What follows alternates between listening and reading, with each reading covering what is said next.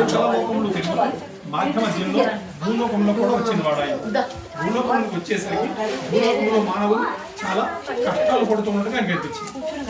ప్రధానంగా కలియుగంలో ఎవరి దగ్గరికి వచ్చి ఎవరిని బాగున్నారా ఏమో బాగున్నామని అడిగితే నేను చాలా హాయిగా ఉన్నాను, నాకు ఎటువంటి ఇబ్బంది లేదు చెప్తున్నాను.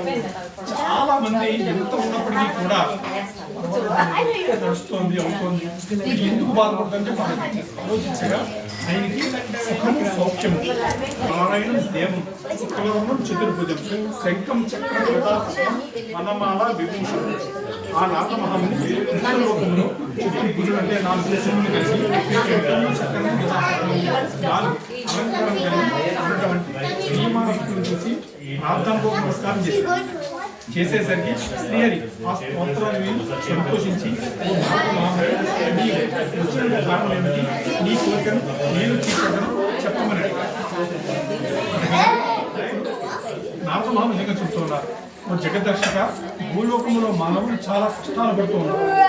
వారికి కష్టాలు కలగాలి, ఏం చేస్తే అటువంటి వర్తయుద్ధంటే చెప్పమని నారద మహాముని శ్రీ మహావిష్ణువుని కోరారు. కోరేసరికి శ్రీ భగవాను వాచనం అంటే భగవంతుడు మొట్టమొదటిగా నారద మహర్షి కథంతా చెబుతున్నారు. భగవంతుడు ఏం చెప్పారంటే నీవు లోకేతార్థమై లోకం మంచి వరకు చక్కని విషయాన్ని అడుగుతుంది. దాంట్లో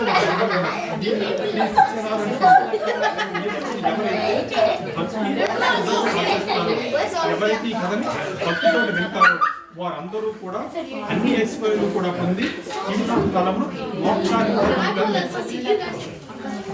ఏం